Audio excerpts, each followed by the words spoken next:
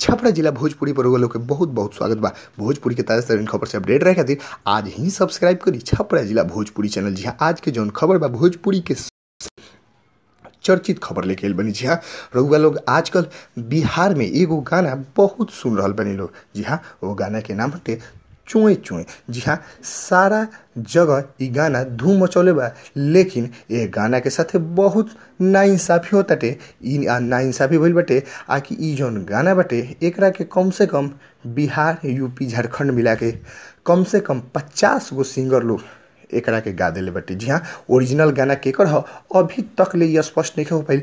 सबसे बुरा बात ई बाटे कि भोजपुरी के जौन छोटा मोटा कलाकार बारे उ तो गौल ही बारे, साथे साथे नामी और कलाकार लोग भी ऐसा गंदा हरकत कैले बाटे कि कोई के गाना उठा के कोई गा देले बाटे। आखिर इसे भोजपुरी के का मैसेज जाताटे? आखिर भोजपुरी के लोग का देवे के चाहता लोग? आखिर भोजपुरी से का संदेश जाई पब्लिक में कि आखिर एगो गाना कोई भी छोटा मोटा सिंगर गावत थे तो ओकरा के 50 गो लोग, यहाँ तक के चर्चित लोग भी जेकर एगो स्थान बा, खेसारी लाल यादव हो गलन, तूफानी लाल यादव हो गलन, ऐसा बहुत सारा कलाकार लोग बा जे कि एक गाना के उठा के आ ओकरा के गा दिले बाटे लोग चुरा के। आखिर ऐसे वो लोग के का फायदा मिल जाई?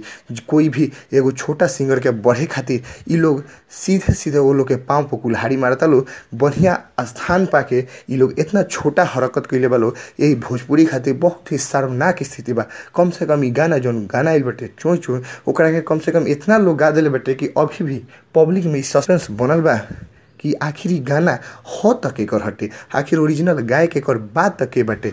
सबसे बड़ा हमनी के भोजपुरी में पहल इहे करे बाटे आखिर ये गाना कम से कम इतना लोग गावता ई ना होके के चाहिए, जे रियल गौले बा ओकरे नाम आगे आवे के चाहिए। भोजपुरी के ताजा तरीन खबर वो लोग के बीच ऐसे ही पेश करम सर। बस